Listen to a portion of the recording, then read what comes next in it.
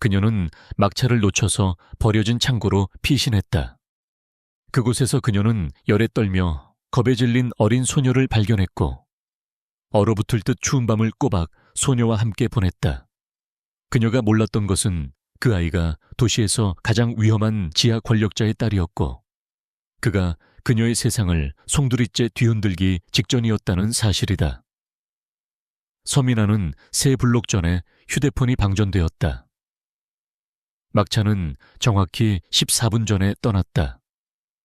부러진 신발 끈을 달고 대체할 돈도 없는 전공서적이 가득 든 배낭을 메고 반 블록을 달려왔을 때 그녀는 버스의 후미등이 모퉁이 너머로 사라지는 것을 보았기에 정확히 알았다.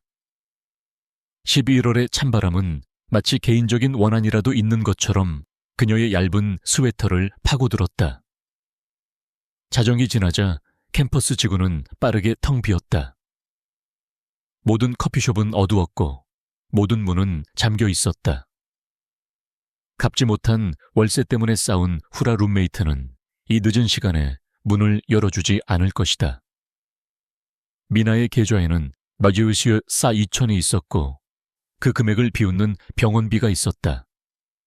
걸어서 집에 가려면 4시간이 걸리는데 그녀 같은 소녀들이 안 좋은 이유로 뉴스에 나오는 동네들을 지나야 했다.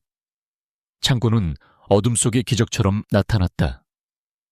버려진 두 공장 건물 사이에 웅크리고 있었고 화물 적재용 문은 반쯤 열려 있었다. 미나는 버스를 타고 이곳을 수백 번 지나쳤었다. 이제 그녀는 새벽 첫 버스가 올 때까지 몇 시간만이라도 숨어 있으려 안으로 들어섰다. 내부는 녹과 묵은 비 냄새가 났다. 높은 곳에 깨진 창문들 사이로 달빛이 스며들어 콘크리트 바닥에 은빛 사각형을 그렸다. 미나는 문에서 멀리 떨어진 나무 상자 뒤 구석을 찾았다. 그녀는 무릎을 가슴에 끌어안고 범죄심리학 교수가 인용하기 좋아했던 노숙 여성에 대한 통계는 생각하지 않으려 노력했다. 그녀는 노숙자가 아니었다. 그저 추울 뿐이었다. 차이가 있었다. 그때 그녀는 소리를 들었다. 익사하는 아기 고양이처럼 자꾸 갈라진 소리였다. 미나는 얼어붙었다. 심장이 갈비뼈를 두드렸다. 그녀가 들어본 모든 실화 범죄 팟캐스트는 조용히 숨어 있으라고 소리쳤다. 밤에 버려진 건물에서 나는 이상한 소리를 조사하지 말라고. 소리가 다시 들렸다. 이번에는 더 작았다. 분명히 사람 소리였다. 저기요. 미나는 속삭였다. 침묵. 그녀는 30초를 기다린 후 일어섰다. 휴대폰은 방전되어 플래시도 없었다. 그녀는 달빛을 길잡이 삼아 소리가 나는 쪽으로 움직였고 쓰레기와 부러진 팔레트 주변을 조심스럽게 걸었다. 물에 젖은 판지 상자 더미 뒤에서 그녀는 아이를 발견했다. 6살쯤 되어 보이는 어린 소녀는 몸을 너무 웅크리고 있어서 실제 크기의 절반만 해 보였다. 그녀의 드레스는 값비싼 것이었다. 미나는 즉시 알아차렸다. 백화점 창문에서나 볼 법한 벨벳과 레이스였지만 소매가 찢어져 있었다. 신발은 없었다. 작은 몸은 열 때문에 떨고 있었다. 세상에. 미나가 숨을 내쉬었다. 소녀의 눈이 크게 겁에 질려 번쩍 뜨였다. 그녀는 뒤로 기어가다가 작은 쿵소리를 내며 벽에 부딪혔다. 이봐, 괜찮아. 미나는 두 손을 들고 몸을 더 작게 보였다. 널 해치지 않을 거야. 약속해. 소녀는 어둡고 흐릿한 눈으로 그녀를 응시했다. 소녀는 말을 하지도 소리를 내지도 않고 미나를 마치 상처받을 것을 예상하는 듯한 공포의 눈빛으로 바라보았고 미나는 가슴이 아팠다. 길을 잃었니? 미나는 부드럽게 물었다. 내 부모님은 어디 계시니? 아무것도 없었다. 소녀의 입술은 얇은 선으로 굳게 닫혔다. 미나는 창고 입구를 힐끗 보았다가 아이에게 다시 시선을 돌렸다. 모든 본능이 무언가 매우 잘못되었음을 외치고 있었다. 값비싼 드레스, 사라진 신발, 아이가 마치 다칠 것을 예상하는 듯 그녀를 보는 방식. 나는 서민아라고 해. 그녀는 다시 시도했다. 나는 그냥 대학생이야. 막차를 놓쳐서 아침까지 여기 갇혀 있어. 너도 여기 갇힌 거지. 작은 끄덕임. 진전이었다. 미나의 머리가 빠르게 돌아갔다. 경찰에 신고해야 하지만 휴대폰은 방전되었다. 떠나야 어쩌자 하다. 돔을 찾아야 한다. 하지만 이 아이의 신발을 가져간 사람이 돌아온다면, 떠나는 것이 끔찍한 일을 의미한다면 어쩌나. 소녀가 이를 딱딱 부딪히기 시작했다. 달빛 아래 그녀의 피부는 너무 창백해 보였다. 미나는 결심했다. 그녀는 자신과 얼어붙을 듯한 공기 사이에 있는 유일한 방어막인 청재킷을 벗어 던졌다. 별것 아니었다. 안감은 찢어졌고 간신히 그녀를 따뜻하게 해줄 뿐이었다. 하지만 뭐라도 되었다. 추워 보이는구나.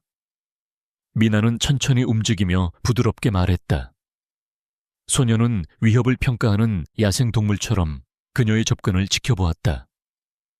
그러나 미나가 재킷을 작은 어깨 위에 덮어주었을 때 그 어두운 눈동자에서 무언가가 달라졌다. 정확히는 신뢰가 아니었지만 공포가 줄어들었다. 미나는 적당한 거리를 유지하며 옆에 앉았다. 내가 여기서 너와 함께 있어 줄게. 알겠지? 아침까지. 너는 혼자가 아니야. 소녀는 재킷을 더 세게 끌어당겼다. 몇 분이 흘렀다. 그리고 1시간. 추위가 미나의 뼈속까지 스며들었다. 그녀의 몸도 떨리기 시작했다. 그녀는 자신을 팔로 감싸고 할머니가 불러주시던 오래된 자장가를 조용히 흥얼거렸다. 별과 안전한 항구에 관한 노래였다. 천천히 조심스럽게 어린 소녀가 더 가까이 기대왔다. 미나는 완벽하게 움직이지 않고 있었다. 아이의 머리가 그녀의 어깨에 기대어 닿아갔다.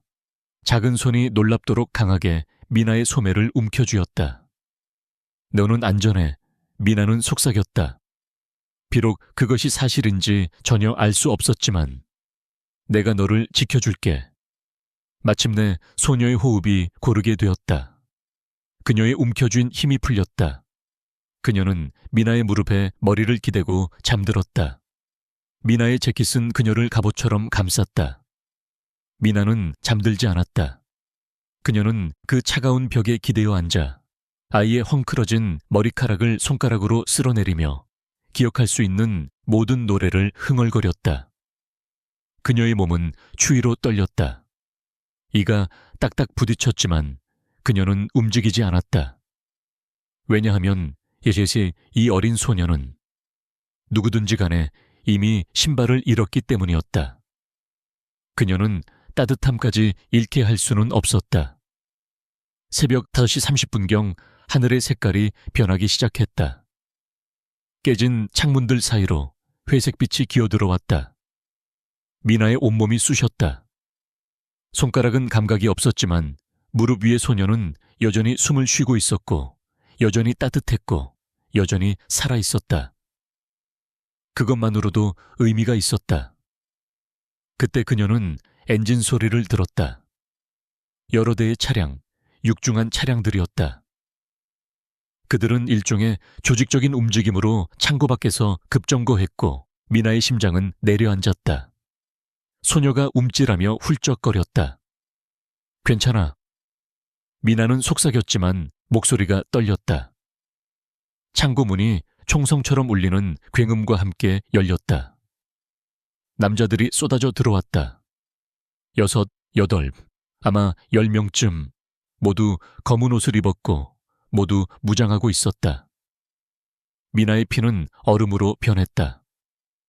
그녀는 어린 소녀를 감싸 안고 몸으로 가려주며 자신에게 밀착시켰다. 이것으로 끝이었다. 그녀는 이렇게 죽는 것이었다. 막차를 놓쳤다는 이유만으로 알지도 못하는 아이를 버려진 창고에서 보호하다가 움직이지 마. 가장 덩치 큰 남자에게서 명령이 나왔다. 그의 무기는 미나의 머리를 정확히 겨누고 있었다. 미나는 움직이고 싶어도 움직일 수 없었다. 공포가 그녀의 근육을 묶어버렸다. 그때 또 다른 남자가 문을 통해 들어섰다. 그는 다른 남자들과 달랐다. 눈에 띄는 총은 없었지만 그럴 필요가 없었다. 권위가 열기처럼 그에게서 뿜어져 나왔다. 그의 정장은 아마 미나의 전체 대학 등록금보다 비쌌을 것이다. 그의 어두운 눈은 계산된 정확성으로 창고를 훑어보더니 미나에게 멈췄다. 아니, 미나가 아니었다. 그녀의 품에서 떨고 있는 어린 소녀에게였다. 하리나, 그가 숨을 내쉬었다. 소녀가 고개를 들었다. 아빠. 그녀는 너무 조용히 속삭여서 미나가 거의 듣지 못했다. 남자의 얼굴이 변했다. 안도, 분노, 그리고 고통처럼 보이는 무언가가 그의 표정 위로 빠르게 번쩍였다가 사라졌다. 그가 앞으로 움직이자 미나는 본능적으로 안고 있는 팔에 힘을 주었다. 아이를 해치지 마세요. 미나가 말했다. 목소리는 그녀가 느끼는 것보다 더 침착하게 나왔다. 부탁이에요. 아이는 그저 아이일 뿐이에요. 남자는 멈췄다. 그의 눈이 미나의 눈과 처음으로 마주쳤다. 정말로 마주쳤다. 그는 그녀를 마치 풀 수 없는 퍼즐처럼 연구했다. 나는 아이를 해치지 않을 겁니다. 그가 조용히 말했다. 내 딸이니까. 그 말은 미나에게 찬물처럼 다가왔다. 그녀는 아래를 내려다보았다. 하리는 그녀의 무릎에서 기어나와 불안정한 다리로 남자에게 비틀거리며 걸어갔다. 그는 아이를 붙잡고 마치 무게가 나가지 않는 것처럼 번쩍 들어 올렸다. 그의 손은 무기나 남자들, 값비싼 정장과는 어울리지 않는 부드러움으로 아이의 뒤통수를 감쌌다. 당신이 아이를 보호했군. 그는 미나에게 말했다. 질문이 아니었다. 미나는 말없이 고개를 끄덕였다. 남자의 턱이 굳어졌다. 그는 딸의 맨발과 찢어진 드레스를 보았다. 그리고 아이가 미나의 재킷에 매달려 있는 모습을 보았다. 그의 시선이 민에게 돌아왔을 때 눈빛 속에서 위험한 무언가가 번뜩였다. 이름이 뭐요? 서민아예요. 그녀의 목소리가 갈라졌다. 서민아. 그는 마치 외우려는 듯 천천히 반복했다. 밤새 아이와 함께 있었다는 말이지. 혼자 둘 수 없었어요. 그의 턱 근육이 움찔거렸다. 그는 부하 중 한 명에게로 돌아섰다. 차를 준비시키고 담요를 가져와.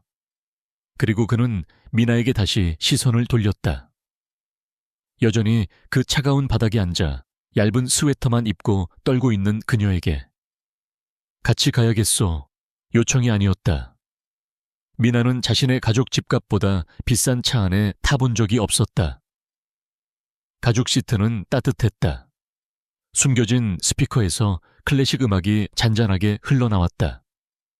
선팅된 창밖으로 도시는 새벽이 지평선 위로 떠오르며 회색과 금색의 색조로 흐릿하게 지나갔다. 미나는 몸을 꼿꼿이 세운 채 두 손을 무릎 위에 모으고 앉아 있었다. 그녀는 옆에 앉은 남자가 전화 한 통으로 그녀를 사라지게 만들 수 있다는 사실을 매우 잘 알고 있었다. 강도현. 그녀는 차를 타고 오는 동안 그 이름을 속삭이는 것을 들었다. 그의 부하 중 한 명이 성인이나 괴물에게나 바치는 경외심으로 그 이름을 말했다. 하리는 캐시미어 담요에 쌓여 그들 사이에 앉아 있었고 작은 손은 여전히 미나의 재킷을 붙잡고 있었다. 아이는 그것을 놓지 않았다. 아이를 차에 태울 때도 물을 주려고 했을 때도 그 재킷은 마치 생명줄 같았다. 어디로 데려가는 거예요? 미나는 마침내 물었다. 그녀의 목소리가 조용한 차 안에서 너무 크게 들렸다. 도현은 그녀를 보지 않았다. 그의 시선은 딸에게 고정되어 있었다.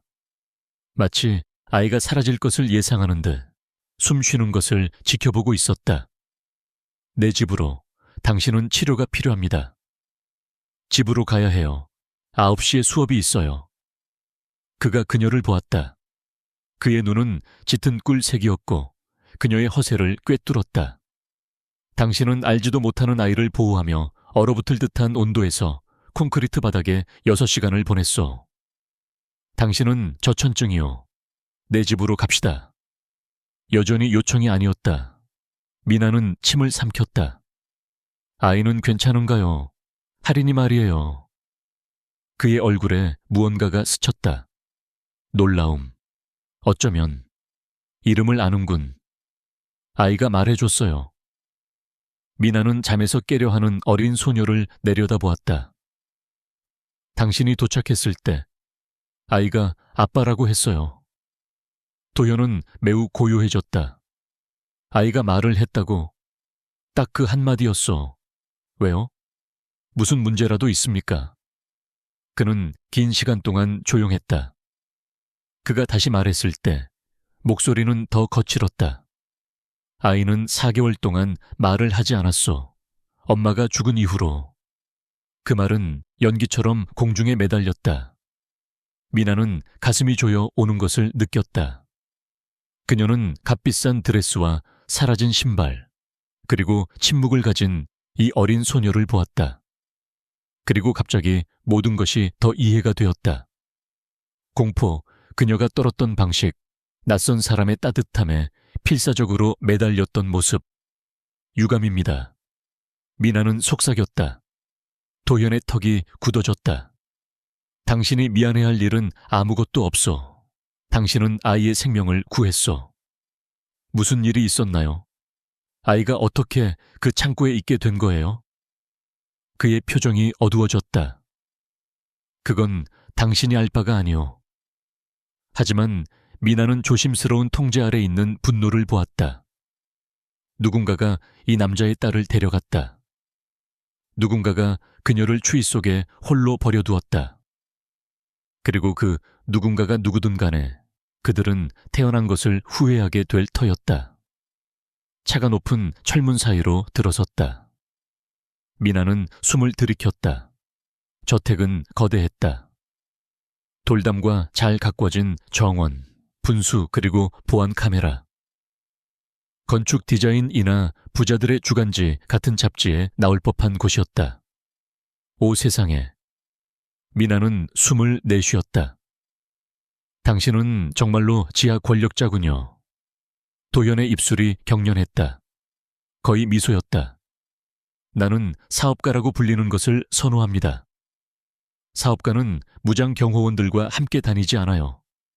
성공한 사업가라면 그렇지. 차가 유럽의 엽서에서 훔쳐온 듯한 대저택 앞에 멈췄다. 직원들이 입구에 줄지어 서 있었고 얼굴에는 걱정이 역력했다. 흰 가운을 입은 한 여자가 차 문이 열리자마자 앞으로 달려왔다. 춘 박사. 도현은 할인을 조심스럽게 안아 올리며 말했다. 아이를 완전히 검사해 주시오. 모든 것을 알고 싶소.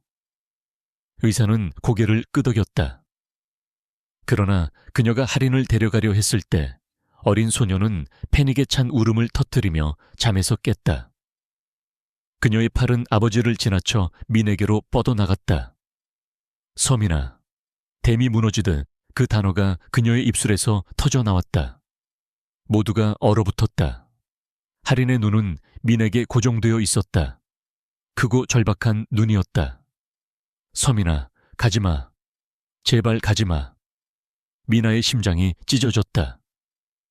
그녀는 생각할 겨를도 없이 앞으로 나섰고 할인의 작은 팔은 놀라운 힘으로 그녀의 목을 감쌌다.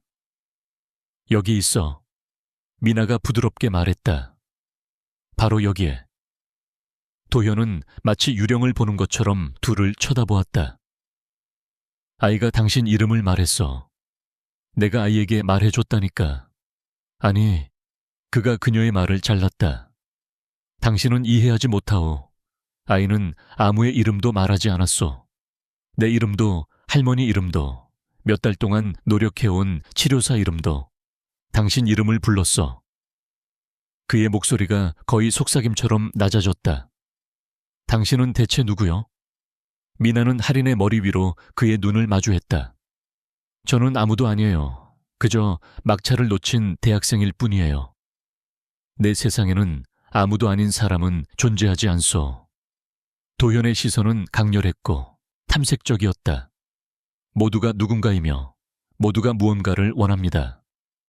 저는 집에 가고 싶어요. 미나는 솔직하게 말했다. 따뜻한 물로 샤워하고 12시간 동안 자고 이 밤이 없었던 것처럼 잊고 싶어요.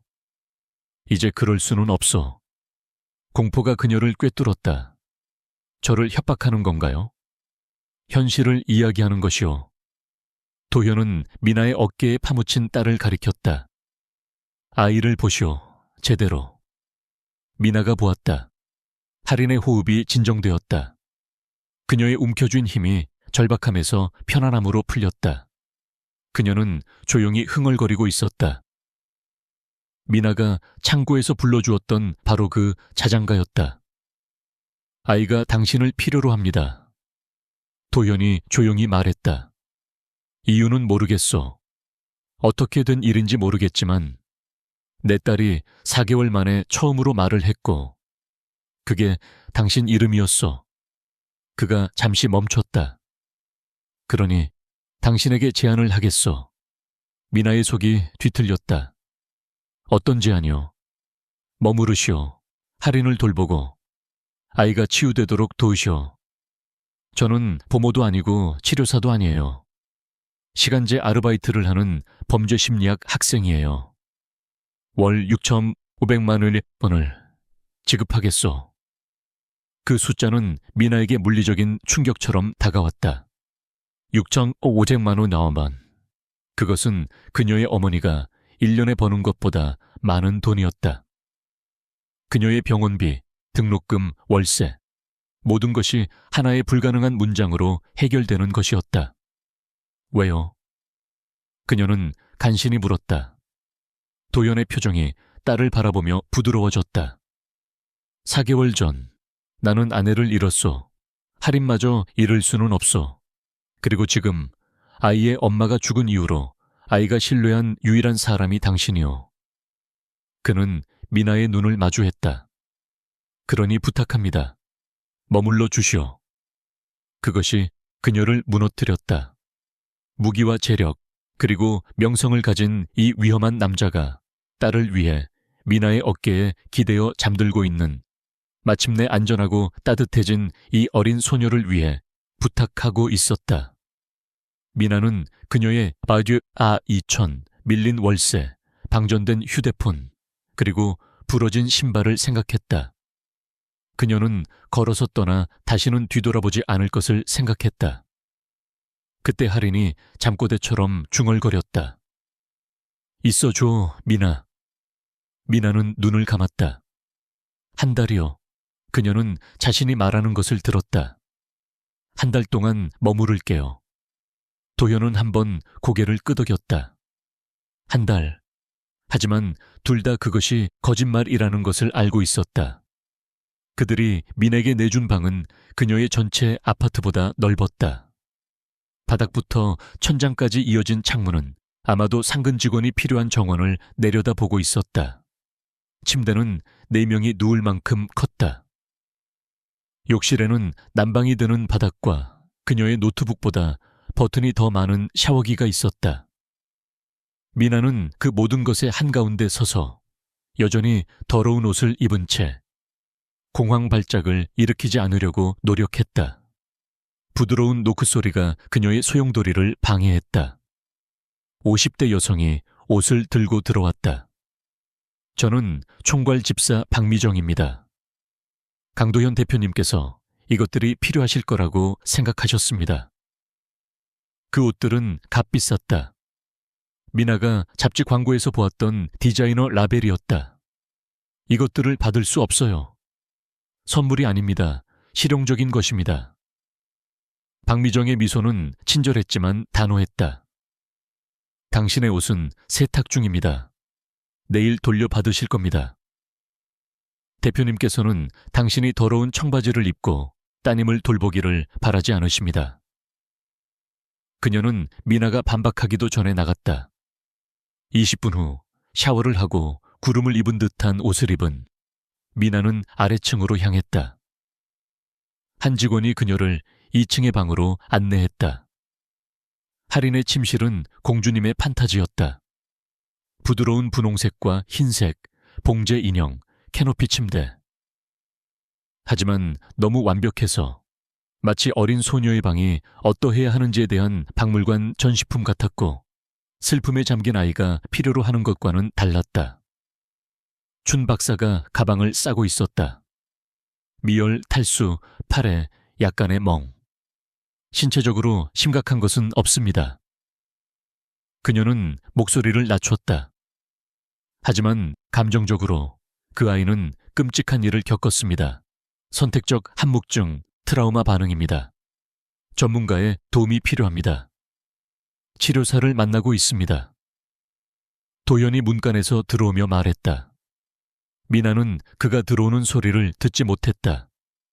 그렇다면 다른 접근 방식이 필요합니다. 아니면 춘 박사는 미나를 힐끗 보았다. 아이가 필요로 하는 이 무엇이든가요. 하리는 담요에 쌓여 침대에 앉아 미나에게 시선을 고정하고 있었다. 내가 아이와 함께 있을게요. 미나가 말했다. 도현은 고개를 끄덕였다. 필요한 것이 있다면 사무실에 있겠습니다. 둘만 남았을 때 미나는 침대 끝에 앉았다. 안녕 하리나. 기분은 좀 어때? 어린 소녀는 그 어둡고 진지한 눈으로 그녀를 쳐다보았다. 내가 너를 잘 모른다는 것을 알지만 미나는 부드럽게 계속했다. 내 아빠가 내게 당분간 여기 머물러 달라고 부탁했어. 괜찮겠니? 할인의 반응은 미나의 무릎 위로 기어 올라오는 것이었다. 그들은 몇 분 동안 그렇게 앉아 있었다. 미나는 할인의 갓 감긴 머리카락을 손가락으로 쓸어내리며 창고에서 불렀던 자장가를 흥얼거렸다. 그녀는 어린 소녀의 긴장이 천천히 풀리는 것을 느꼈다. 내가 뭘 생각하는지 아니. 미나가 속삭였다. 나는 네가 정말 용감하다고 생각해. 용감하다는 것은 두려워하지 않는다는 뜻이 아니야. 두려워하면서도 계속 버틴다는 뜻이지. 할인의 작은 손이 미나의 셔츠를 움켜쥐었다. 내가 7살 때 미나가 계속했다. 우리 아빠가 떠났어. 그냥 어느 날 집에 안 오셨지. 그리고 나도 말을 멈췄어.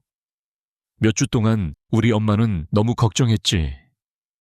그녀는 잠시 멈췄다. 하지만 그때 우리 할머니가 나에게 무언가를 말해줬어.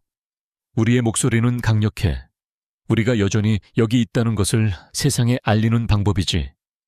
그리고 우리를 사랑하는 사람들은 우리가 말하는 것을 기다리고 있단다. 할인이 살짝 뒤로 물러나 미나의 얼굴을 올려다보았다. 내 아빠는 미나가 부드럽게 말했다. 기다리고 계셔. 나는 아빠의 눈에서 그것을 볼 수 있어. 내 목소리를 듣고 싶어 하셔. 할인의 눈에 눈물이 고였다. 그녀의 입술이 떨렸다. 슬퍼도 괜찮아. 미나가 속삭였다. 내 엄마를 그리워해도 괜찮아. 그런 사랑은 그냥 사라지지 않아. 엄마가 내게 노래를 불러주곤 했어. 그 말은 너무 조용해서 미나는 거의 듣지 못했다. 그녀의 심장이 멈췄다. 무슨 노래였는데? 별에 관한 노래. 할인의 목소리는 거칠고 오랜만에 사용된 목소리였다. 엄마는 항상 별에 있을 거라고 했어. 나를 지켜보고 있다고. 미나의 눈은 그녀가 떨어뜨리기를 거부하는 눈물로 타올랐다. 내 엄마 말이 맞아. 그리고 그거 아니? 엄마는 널 정말 자랑스러워 하실 거야. 길을 잃었어요. 할인의 목소리가 갈라졌다. 나쁜 사람들이 있었어요. 차에서 나를 데려갔어요. 소리를 내면 아빠를 해칠 거라고 했어요. 그래서 소리를 내지 않았어요. 조용히 있었어요. 미나는 그녀를 꼭 끌어안았고 가슴이 찢어지는 것 같았다. 너는 정말 잘했어. 너는 너무 똑똑했고 너무 용감했어. 그리고 그들이 나를 그 무서운 곳에 버려뒀어요. 추웠어요. 나는 아무도 나를 찾지 않을 거라고 생각했어요. 하지만 내가 너를 찾았잖아. 미나가 단호하게 말했다. 그리고 이제 너는 안전해. 내 아빠가 여기 계셔. 내가 여기 있어. 하리는 미나의 어깨에 얼굴을 묻었다. 나를 떠나지 마세요. 제발 모두가 떠나요. 그 말 속의 절박함은 미나의 마음을 갈기갈기 찢어놓았다. 이 어린 소녀는 엄마를 잃었고 납치당했고 창고에 버려졌으며 이제 자신에게 친절을 보여준 유일한 사람을 잃을까봐 두려워하고 있었다. 나는 어디에도 가지 않을 거야. 미나는 약속했다. 비록 그녀가 그 약속을 지킬 수 있을지 전혀 알지 못했지만 문이 조용히 열렸다. 도현이 얼어붙은 채 서 있었다. 그는 모든 것을 들었다. 미나는 그의 얼굴에 분노와 고통이 뒤섞여 싸우는 것을 보았다.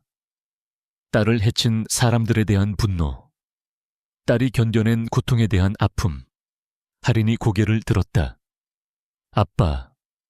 도현은 세 걸음의 방을 가로질러 침대 옆에 무릎을 꿇었다. 여기 있다, 아가. 말하는 게 무서웠어요. 하린이 속삭였다. 나쁜 사람들이, 그들은 사라졌어. 도현의 목소리는 거칠었다. 그들은 더 이상 너를 해칠 수 없어. 아빠가 약속할게. 어떻게 하세요? 그의 턱이 굳어졌다. 아빠가 그들을 먼저 찾았으니까. 그 말의 의미는 분명했다. 미나는 소름 끼쳐야 했다. 아마 그랬을 것이다.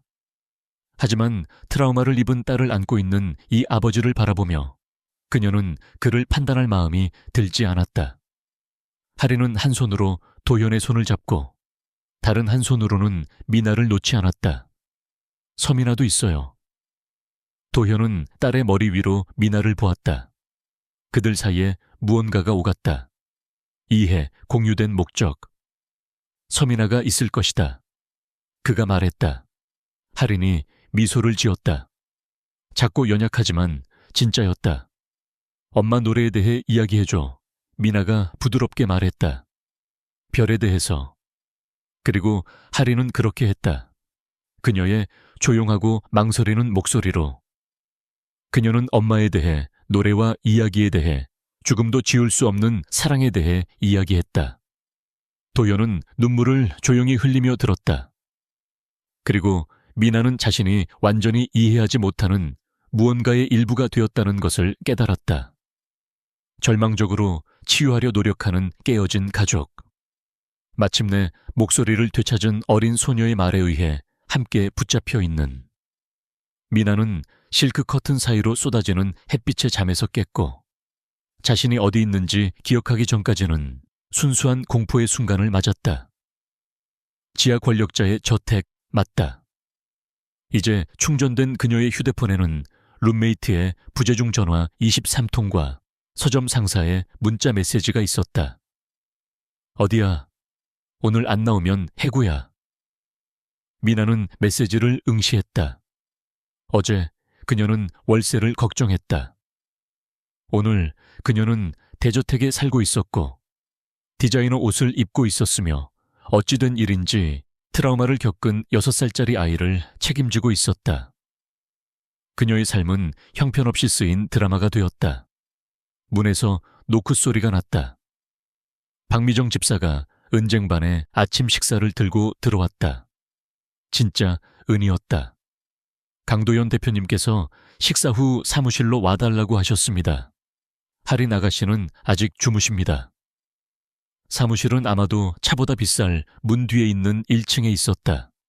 미나는 망설이며 노크했다. 들어오시오. 도현은 거대한 책상 뒤에 앉아 태블릿을 읽고 있었다. 그는 낮에 보니 달라 보였다. 지쳐 보였고 인간적이었다. 정장은 여전히 값비쌌지만 잠을 제대로 못 잤음을 시사하는 눈 밑 그림자가 있었다. 앉으시오. 그는 고개를 들지 않고 말했다.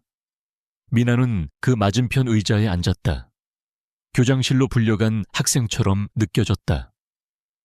변호사들에게 계약서를 작성하도록 했소. 그는 책상 위로 폴더를 밀었다. 고용 조건이요. 급여, 기밀 유지 조항, 표준입니다. 미나는 그것을 펼쳤다. 그 숫자들이 그녀를 어지럽게 만들었다.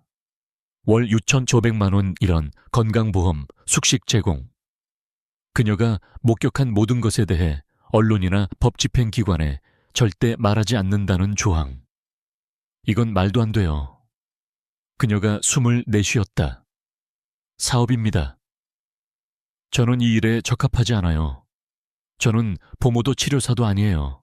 저는 당신은 할인이 필요로 하는 사람이요. 도현이 마침내 그녀를 보았다. 그것이 유일한 자격입니다. 미나는 계약서를 들고 있는 손이 떨렸다. 이것은 진짜였다. 그는 진심이었다. 정확히 제가 무엇을 하기를 바라시나요? 아이를 돌보는 것, 아이가 치유되도록 돕는 것, 아이가 신뢰하는 사람이 되는 것. 그가 잠시 멈췄다. 그리고 아이를 안전하게 지키는 것. 그의 어조의 미나는 날카롭게 올려다보았다.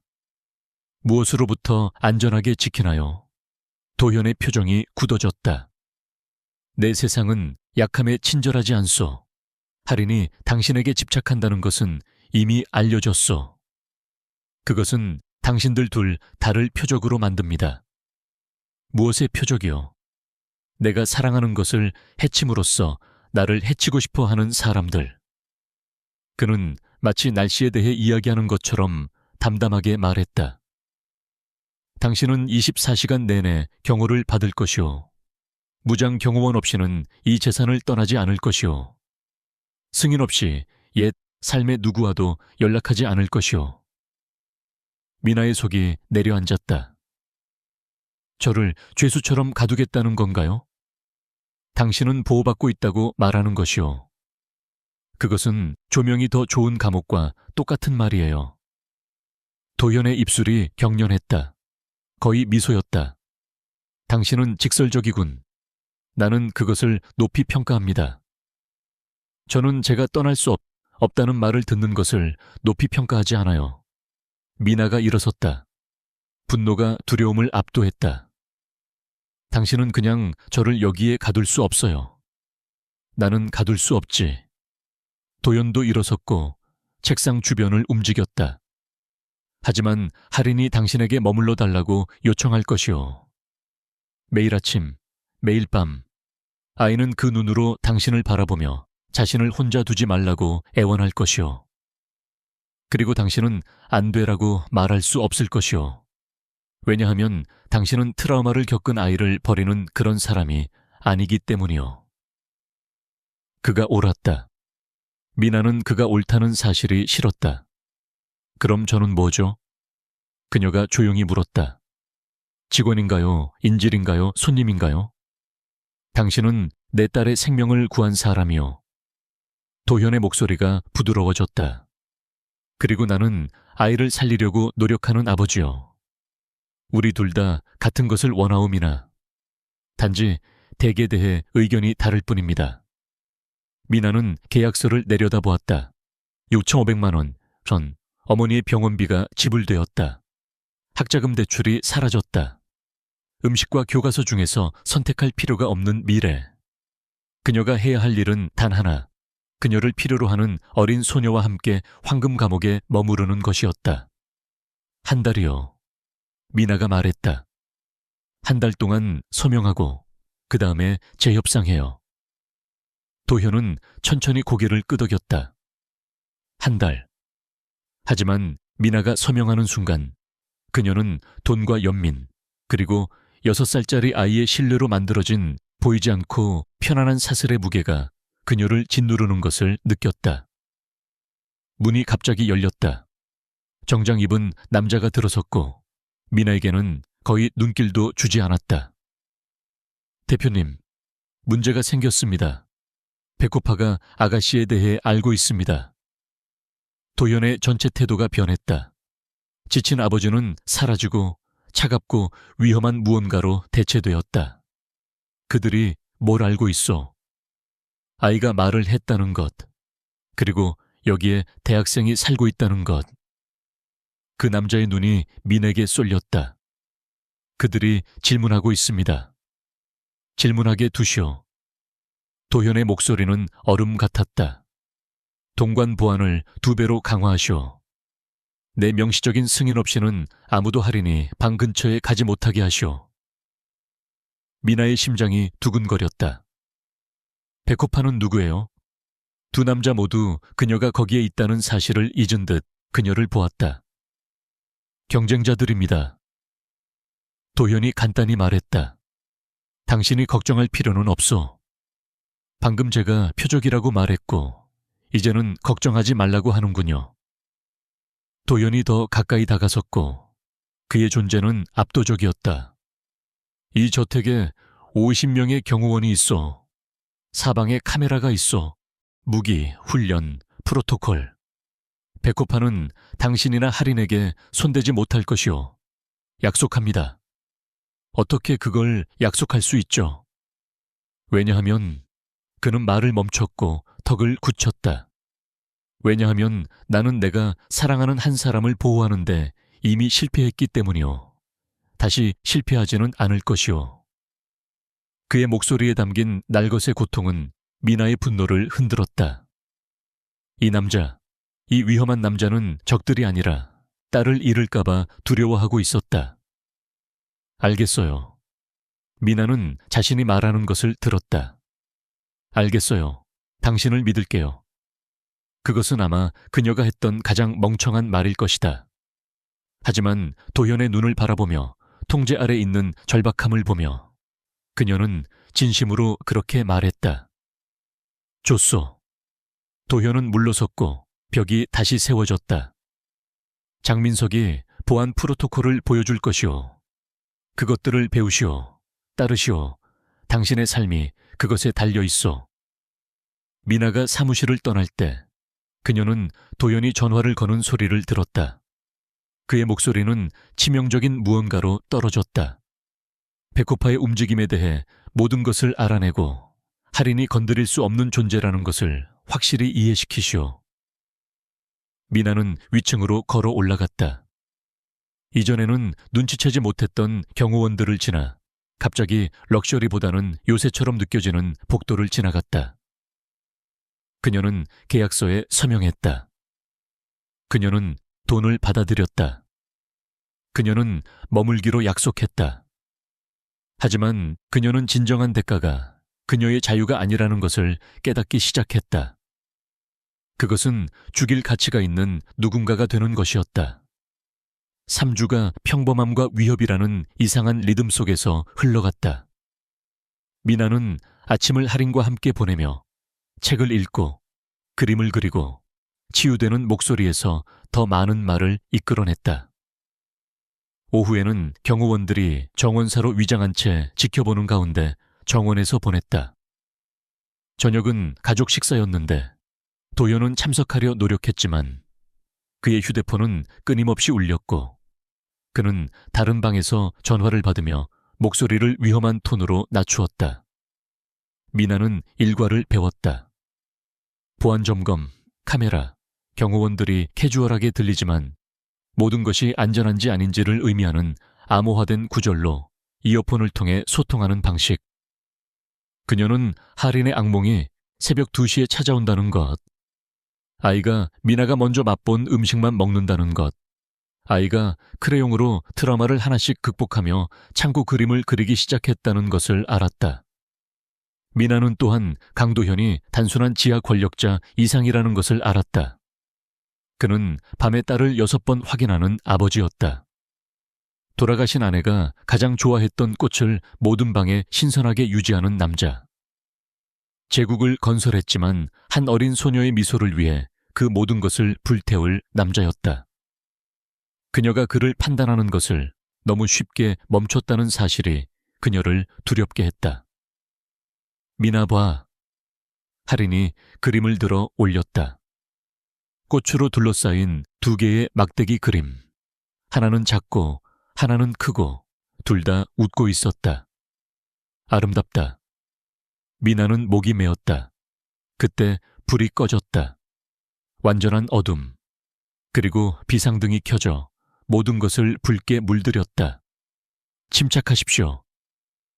장민석의 목소리가 스피커를 통해 갈라졌다. 봉쇄 프로토콜.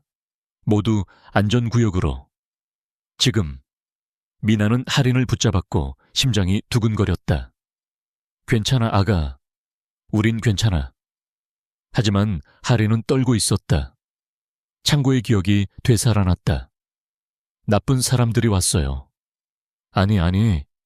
미나가 시작했지만 무장 경호원들이 문을 박차고 들어왔다.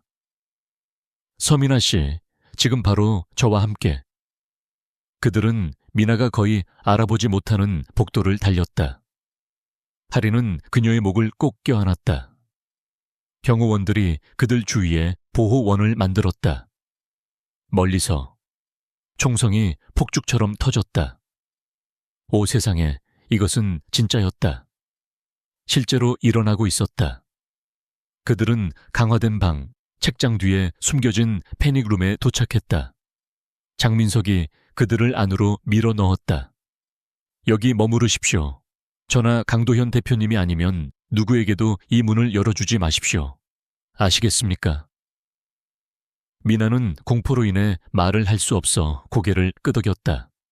문은 유압장치로 밀봉되었다. 미나는 콘크리트 벽, 보안 모니터, 그리고 며칠 동안 버틸 수 있는 물품이 있는 작은 공간에 갇혔다. 화면에서 그녀는 혼란을 볼 수 있었다. 검은 전술 장비를 입은 남자들이 저택을 침입하고 있었다. 도현의 경호원들이 방역하고 있었다. 그리고 한 화면에서 그녀는 도현 자신이 치명적인 정확성으로 저택을 움직이는 것을 보았다. 그의 손에 들린 총은 마치 그의 일부인 것 같았다. 그는 두려워하지 않았다. 그는 격분했다. 할인이 흐느꼈다. 아빠가 죽을 거예요. 엄마처럼. 아니야. 미나는 목소리에 강철을 넣었다. 내 아빠는 그 나쁜 놈들이 만난 가장 무서운 사람이야. 아빠는 괜찮을 거야. 화면에서 도현은 너무 빨라서 미나가 거의 보지 못하는 사격으로 침입자 2명을 쓰러뜨렸다. 그는 그의 집을 보호하고 있었다. 그의 딸을, 그녀를. 몇 분이 몇 시간처럼 느껴졌다. 할인은 미나의 무릎에 웅크리고 조용히 울고 있었다. 미나는 그녀가 거의 믿지 않는 신에게 기도하며 모니터를 지켜보았다. 그때 그녀는 피가 얼어붙게 만드는 무언가를 보았다. 침입자 중 한 명이 주요 방어선을 통과했다. 그는 동관을 통해 방들을 확인하며 움직이고 있었다. 그는 패닉룸 입구에서 세문 거리에 있었다. 미나는 떨리는 손으로 할인의 눈을 가렸다. 보지마, 아가. 보지마. 남자는 책장을 발견하고 그것을 조사하기 시작했다. 똑똑했다. 너무 똑똑했다. 미나는 미친 듯이 주위를 둘러보았다. 비상 버튼이 있었다. 그녀는 그것을 세게 눌렀다. 모니터에서 모든 경호원의 이어피스가 켜졌을 것이다. 도현은 화면 쪽으로 고개를 돌렸다. 그는 미나가 본 것을 보았다. 그는 달렸다. 책장이 움직였다. 침입자는 메커니즘을 발견하고 미소를 지었다. 문이 열리기 시작하자 그는 무기에 손을 뻗었다. 미나는 그녀가 할 수 있는 유일한 일을 했다. 그녀는 벽에서 소화기를 움켜잡고 할인 앞에 자리 잡았다. 내 뒤에 있어. 문이 열렸다. 남자가 들어섰고 총을 들었다. 미나는 그녀가 가진 모든 것을 동원해 휘둘렀다. 소화기가 그의 머리에 연결되었다. 그는 비틀거렸지만 넘어지지 않았다. 그의 총이 올라와 그녀의 가슴을 겨냥했다. 잘못된 가족을 건드렸군. 그가 으르렁거렸다. 시간이 느려졌다. 미나는 그의 손가락이 방아쇠 위에 있는 것을 보았다. 그녀 뒤에 있는 할인을 보았다. 모든 것의 끝을 보았다. 그때 도현이 거기에 있었다. 그는 폭력이 인간화된 것처럼 움직였다. 한 손으로 총을 쳐냈다. 다른 손은 잔인한 효율성으로 가격했다. 침입자는 쓰러졌다. 도현은 무기를 발로 차버리고 눈이 이성을 잃은 채 민에게로 돌아섰다. 다친 곳은 없소. 미나는 대답할 수 없었고 숨을 쉴 수도 없었다. 그녀는 거의 죽을 뻔했다. 할인도 거의. 미나. 도연의 손이 그녀의 얼굴을 감쌌다. 나 좀 보시오. 다친 곳은 없소? 없어요. 그녀는 간신히 말했다. 우린 괜찮아요. 우린. 할인이 흐느끼며 아버지에게 달려들었다. 도현은 그녀를 붙잡고 꼭 안았고 그의 눈은 미나의 얼굴에서 떠나지 않았다. 당신이 그를 쳤군. 도현이 조용히 말했다. 아이를 보호했소. 생각할 틈이 없었어요. 그냥. 미나의 손이 너무 심하게 떨려서 통제할 수 없었다. 그가 아이를 해치게 둘 수 없었어요. 도연의 표정에서 무언가가 바뀌었다. 존경, 이해, 어쩌면 그 이상. 위협은 제압되었습니다. 장민석이 문을 통해 보고했다. 백호파가 8명을 보냈습니다. 모두 쓰러지거나 생포되었습니다. 도현은 고개를 끄덕였다. 여전히 딸을 안고 여전히 미나를 지켜보고 있었다. 춘 박사를 부르시오. 그리고 이 공격을 계획한 모든 사람을 원합니다. 그들을 창고로 데려가시오. 이 모든 것이 시작된 그 창고였다. 미나는 그것이 무엇을 의미하는지, 도현이 그곳에서 무엇을 할지 이해했다. 그녀는 소름 끼쳐야 했다. 하지만 할인의 겁에 질린 얼굴을 바라보며 모든 것을 잃을 뻔했던 그들이었기에 그녀는 아이를 죽이려 했던 사람들의 운명에 대해 신경 쓸 마음이 들지 않았다. 이제 안전하오. 도현은 그들 둘에게 말했다. 다시는 이런 일이 없을 거라고 약속합니다. 미나는 그를 믿었고 그것이 그녀를 총성보다 더 무섭게 만들었다. 왜냐하면 그녀는 더 이상 할인만을 보호하는 것이 아니라는 것을 깨닫기 시작했기 때문이었다. 그녀는 이 위험하고 치명적이며 헌신적인 가족의 일부가 되고 있었다. 그리고 되돌아갈 길은 없었다. 미나는 자정 무렵 테라스에서 도시의 불빛을 응시하고 있는 도현을 발견했다.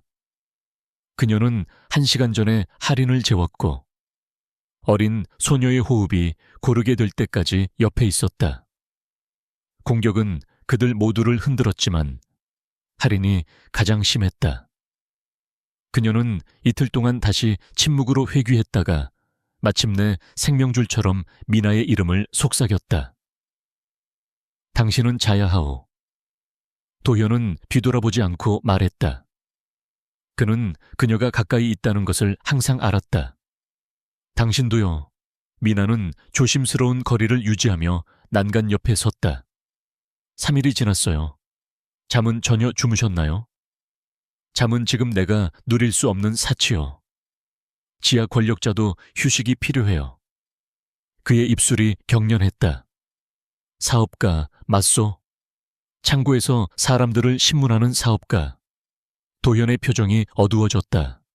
당신은 그곳에서 무슨 일이 일어났는지 알고 싶지 않을 것이오. 맞아요. 알고 싶지 않아요. 미나가 잠시 멈췄다. 하지만 저는 무언가를 이해해야 해요. 왜 이런 일을 하시나요? 이 제국, 폭력, 끊임없는 전쟁. 왜 떠나지 않으세요? 그게 그렇게 간단하다고 생각하시오?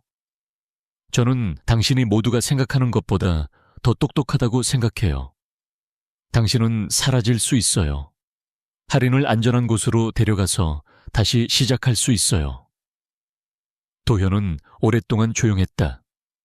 그가 말했을 때 목소리는 거칠었다. 내 아버지는 이 제국을 아무것도 없는 곳에서 건설했소. 피와 의지로 가난해서 기어 나왔지. 그는 이것을 보호하다가 죽었소. 내 아내. 그는 멈추고 턱을 굳혔다. 윤세빈은 이 삶을 원하지 않았소. 그녀는 내게 떠나라고 애원했지. 나는 약속했소. 한 번의 거래, 한 번의 통합, 조금 더 많은 안전. 그리고 그녀는 죽었소. 교통사고. 경찰 보고서가 말한 것은 그것이었소. 도연의 손이 난간을 움켜쥐었다. 하지만 나는 더 잘 알고 있어. 백호파는 몇 년 동안 주위를 맴돌았어. 그들은 메시지를 보내고 싶어 했지. 미나는 숨을 들이켰다. 그들이 그녀를 죽였다고 생각하는 건가요? 알고 있어. 단지 증명할 수 없을 뿐이지. 그의 목소리는 치명적인 무언가로 떨어졌다. 하지만 내 집에 대한 공격 이후 이제 나는 전쟁을 벌일 근거를 가지게 되었어. 이것이 복수에 관한 것이군요. 도현은 그녀를 마주 보았다. 그의 눈이 불타올랐다. 이것은 할인이 다른 누구도 잃지 않도록 하는 것에 관한 것이오. 내가 제거하는 모든 적은 그녀를 해칠 수 있는 사람이 하나 줄어드는 것이오. 내가 마무리 짓는 모든 거래는 그녀의 미래를 위한 더 많은 안전이오.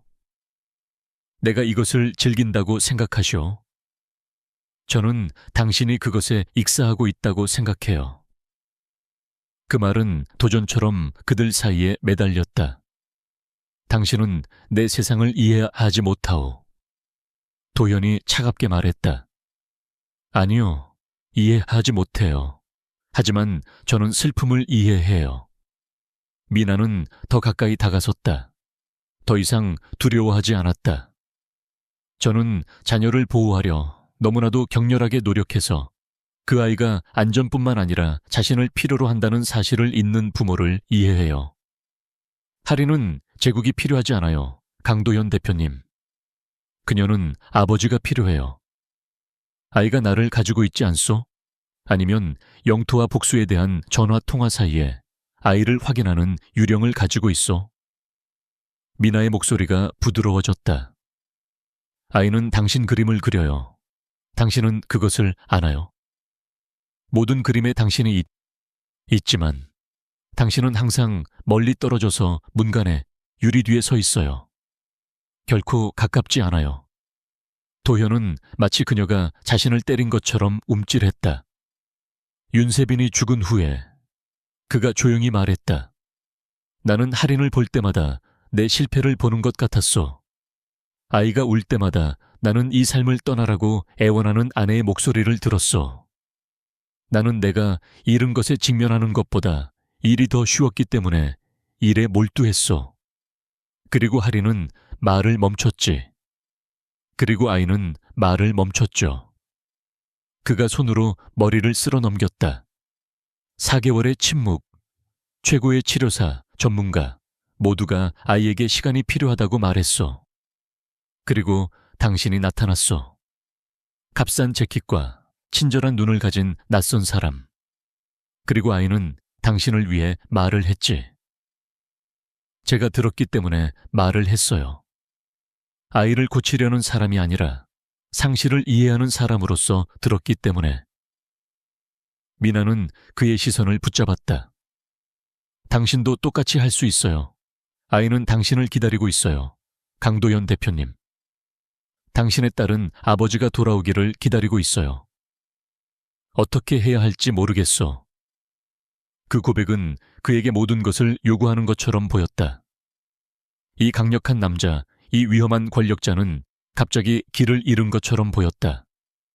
작은 것부터 시작하세요. 미나가 부드럽게 말했다. 내일 아침 아이와 함께 아침 식사를 하세요.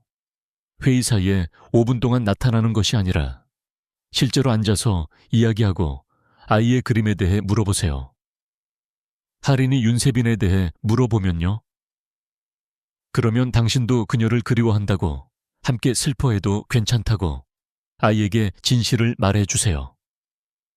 미나는 주저하며 손을 뻗어 그의 팔을 만졌다. 슬픔은 작아지지 않아요, 강도현 대표님.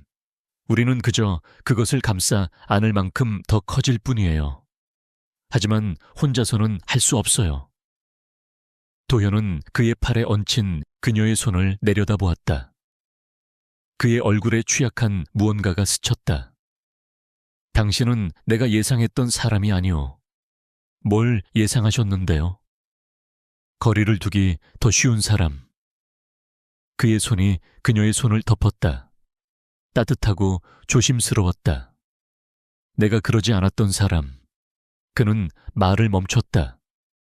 그들 사이의 공기가 바뀌었다. 긴장감이 흘렀다. 미나는 물러서야 했다. 그가 그녀의 고용주라는 것을 기억해야 했다. 위험한 남자. 그녀가 속하지 않은 세상에서 온 사람. 하지만 그녀는 움직이지 않았다. 할인만 치유되고 있는 것이 아니오. 도현이 부드럽게 말했다. 당신이 여기에 온 지 3주가 되었고 이 집은 달라졌소. 더 가벼워졌소. 마침내 다시 숨을 쉴 수 있는 것처럼. 그것은 할인이 목소리를 찾았기 때문이오. 그리고 당신 때문이오. 그의 엄지손가락이 그녀의 손등 위를 훑었다. 당신들 둘 다 당신은 이 벽에 생명을 되찾아 주었소. 미나의 심장이 두근거렸다. 이것은 위험했다. 공격보다 총보다 베코파가 만들 수 있는 어떤 위협보다 더 위험했다. 왜냐하면 그녀는 더 이상 할인뿐만 아니라 지하 권력자 평판 뒤에 숨겨진 깨어진 남자에게도 마음을 쓰기 시작했기 때문이었다. 강도현 대표님. 알겠소. 그는 손을 놓으며 뒤로 물러섰다. 당신 말이 옳소. 우리는 잠을 자야 하오. 내일 나는 할인과 함께 아침 식사를 할 것이오. 실제로 참석할 것이오. 잘했어요. 미나가 떠나려고 돌아섰을 때 도현이 다시 말했다. 미나, 그녀를 구해줘서 고맙소. 머물러줘서. 내게 무엇이 중요한지 다시 상기시켜줘서. 미나는 도시의 불빛을 등지고 서 있는 그를 돌아보았다. 결국에는 스스로 알아내셨을 거예요. 아니오. 그가 조용히 말했다. 나는 그러지 못했을 거라고 생각하오. 형사는 화요일에 배달원 복장으로 나타났다. 미나가 할인과 정원에 있을 때 장민석이 문에서 그녀를 가로막았다. 서민아 씨, 방문객이 있습니다. 급한 개인적인 일이라고 합니다. 개인적인. 미나의 속이 내려앉았다. 그녀의 옛삶의 아무도 그녀가 어디 있는지 몰랐다. 도현이 확실히 했었다. 개인 응접실에서 춘사라 형사가 기다리고 있었다. 춘 박사와는 관련이 없었다. 미나는 말도 안 되게 생각했다. 그저 불행한 우연일 뿐이었다. 서민아 씨. 형사의 미소는 전문적이었지만 차가웠다. 당신을 찾는 것이 어려웠습니다. 저는 강도현 대표님을 위해 개인적인 일을 하고 있습니다.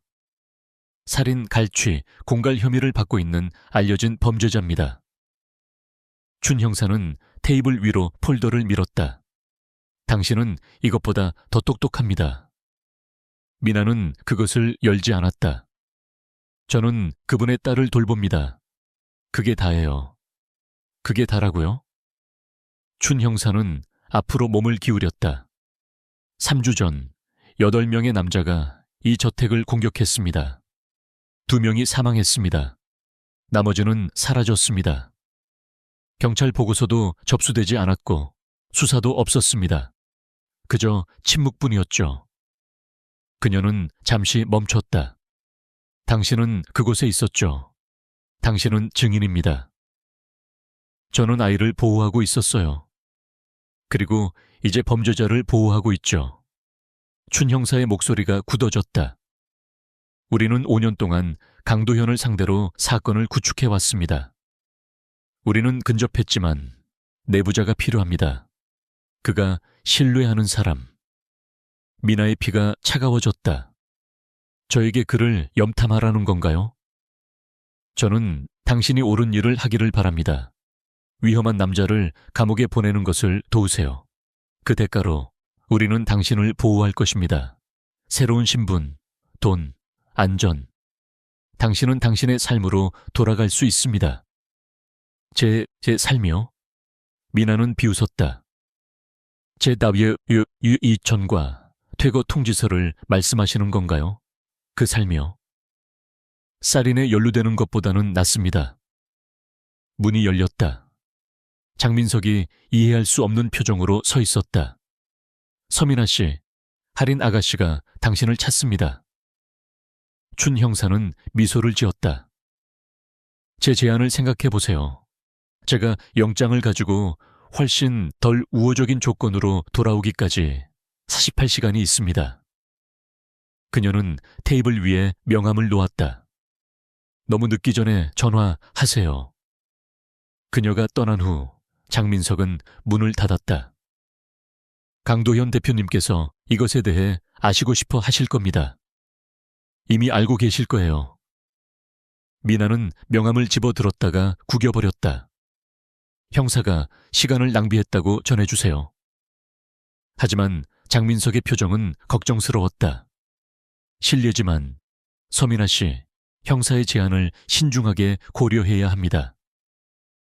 이 삶은 사람들을 파괴합니다. 선한 사람들을. 그것은 경고인가요? 너무 많은 무고한 사람들이 희생되는 것을 본 사람의 조언입니다. 장민석이 말했다. 강도현 대표님은 당신을 아끼십니다. 그것이 그분에게도 당신 자신에게도 당신을 위험하게 만듭니다. 그의 적들은 당신을 이용할 것입니다. 법은 당신을 이용할 것입니다. 그리고 결국 당신은 어느 쪽이 당신을 파괴할지 선택해야 할 것입니다. 미나는 1시간 후 도현을 그의 사무실에서 발견했다. 그는 이미 알고 있었다. 물론 그랬을 것이다. 저는 당신을 염탐하지 않을 거예요. 그녀는 그가 말하기 전에 말했다. 도현은 그녀를 조심스럽게 살폈다. 당신이 그렇게 해도 비난하지 않을 것이오. 형사 말이 맞소. 나는 위험한 사람이오. 내 옆에 있는 것은 당신을 위험에 빠뜨립니다. 당신이 어떤 사람인지 알아요. 정말로? 그는 서서 책상 주변을 움직였다. 나는 당신이 이해하지 못한다고 생각하오. 배고파. 그것은 시작에 불과했소. 나에게는 정보를 얻기 위해 당신을 고문할 적들이 있어. 약점을 본다면 나를 배신할 동맹들이 있어. 그리고 법은 나를 감옥에 가두거나 죽이기를 원하오. 둘 다라면 좋겠지만 저를 겁주려 하지 마세요. 나는 당신에게 벗어날 기회를 주려고 하는 것이오. 그의 평정심이 깨졌다. 춘 형사는 당신에게 안전을 제안했소. 새로운 삶을. 그것을 받아들이시오, 미나.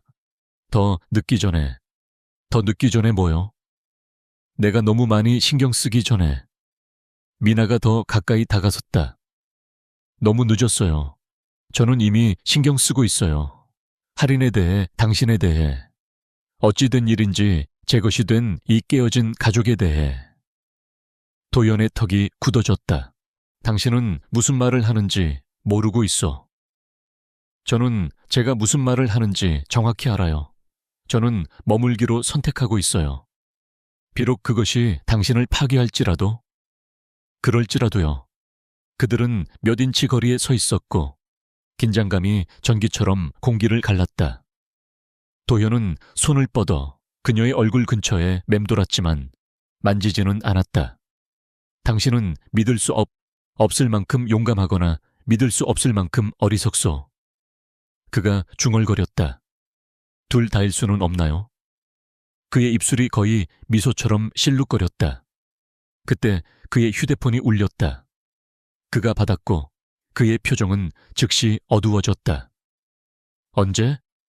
몇 명이나? 지금 가겠소. 그는 전화를 끊었고 이미 움직이고 있었다. 가야 하무 사업이요. 자정 전에 돌아올 것이오.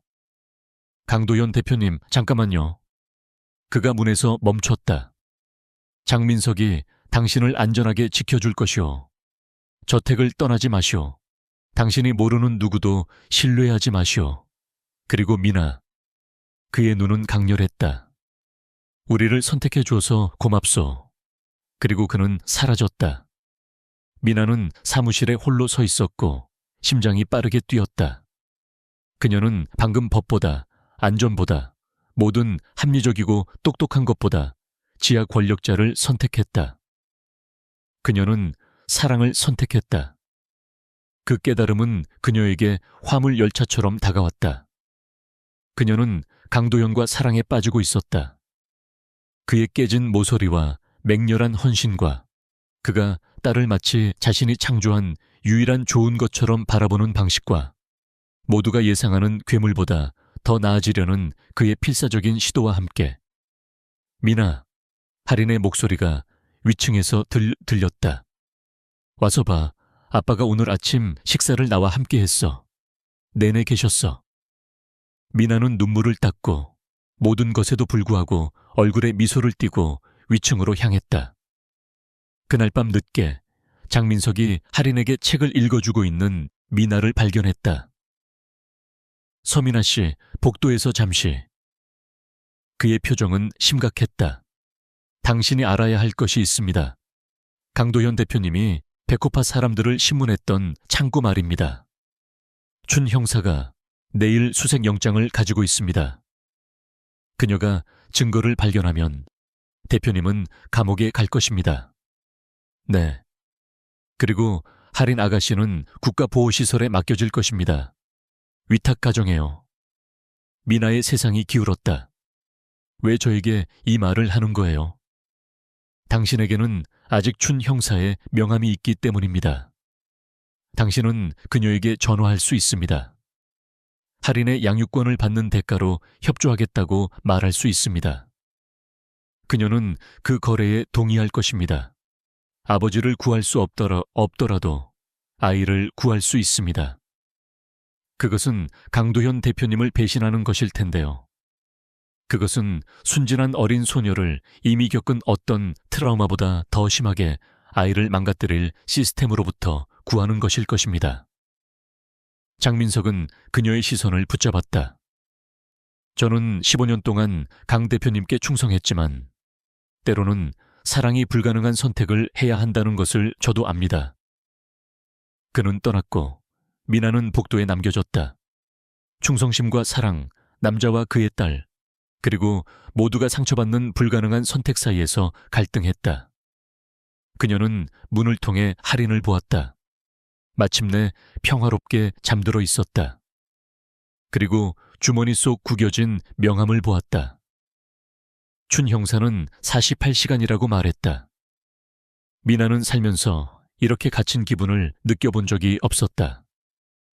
미나는 새벽에 결정을 내렸다. 그녀는 할인의 방에서 딸이 잠자는 것을 지켜보고 있는 도현을 발견했다. 그는 지쳐 보였고 여전히 어제의 옷을 입고 있었고 그는 닦아낼 생각조차 하지 않은 턱에 상처가 있었다. 참고 미나가 조용히 말했다. 그들이 증거를 찾을 거죠, 그렇죠? 도현은 뒤돌아보지 않았다. 그렇소. 그리고 당신은 아마 감옥에 갈 거예요. 이제 할인에게 무슨 일이 생길까요? 그가 그녀를 보았고 미나는 그의 눈에서 모든 것을 보았다. 두려움, 체념, 선택의 여지가 없어진 아버지의 필사적인 사랑. 위탁 가정에 만약 그가 멈췄다. 만약 뭐요? 만약 범죄 기록이 없는 아이가 신뢰하는 누군가가 긴급 양육권을 신청한다면 그의 목소리는 조심스럽게 중립적이었다. 춘 형사는 그 누군가가 수사에 협조한다면 그 신청을 지지할 것이오. 미나는 숨을 들이켰다. 저에게 당신을 배신하라는 건가요? 나는 당신이 내 딸을 구하기를 원하오. 도현이 더 가까이 다가섰다. 나는 끔찍한 일들을 했소, 미나. 나는 감옥에 갈 자격이 있어. 아마 더 심한 것도.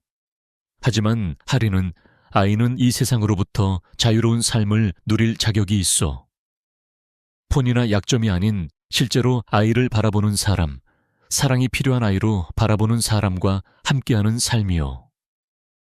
강도현 대표님, 나는 당신에게 허락하고 있어. 춘 형사에게 전화하시오. 거래를 하시오. 할인의 양육권을 얻으시오. 나를 떠나게 해주시오. 눈물이 미나의 눈을 태웠다. 다른 방법이 있어야 해요. 없소. 그가 손을 뻗어 마침내 그녀의 얼굴을 만졌다. 당신은 모든 것을 바꿨소, 미나. 당신은 내 딸에게 목소리를 되찾아 주었소. 당신은 내가 무엇을 위해 싸우고 있었는지 상기시켜 주었소. 그리고 당신은 내가 할인을 위해 할 수 있는 최선의 일은 내 삶에서 나 자신을 제거하는 것이라는 것을 깨닫게 해 주었소. 아이는 아버지가 필요해요. 아이는 안전, 안정, 미래가 필요하오. 그의 엄지손가락이 그녀의 눈물을 닦아냈다. 내가 결코 줄 수 없는 것들. 하지만 당신은 줄 수 있어.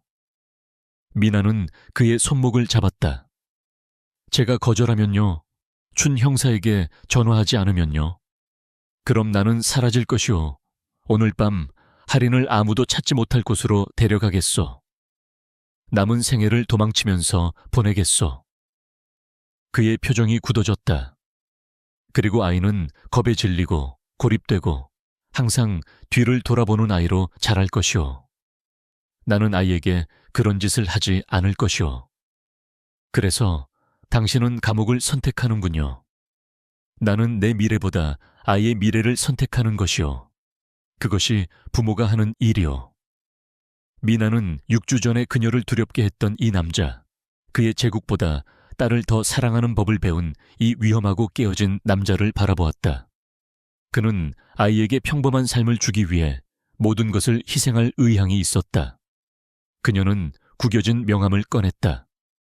제가 이렇게 한다면 조건이 있어요. 도현의 눈에 희망이 번뜩였다. 무엇이든. 할인은 매주 당신을 방문해요. 편지, 전화, 뭐든 좋아요.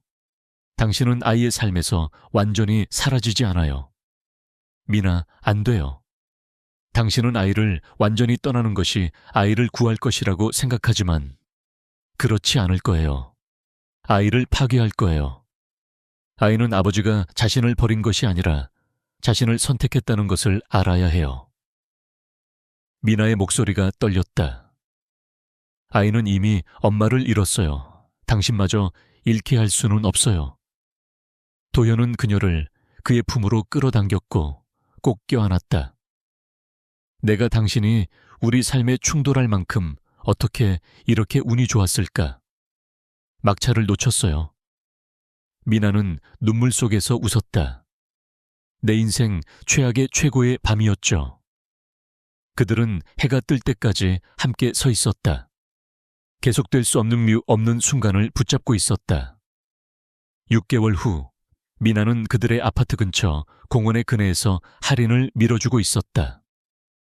검소한 곳, 저택과는 전혀 달랐지만 할인의 그림과 웃음, 그리고 삶으로 가득 찬 곳이었다. 더 높이 미나, 더 높이 가면 날아갈 거야.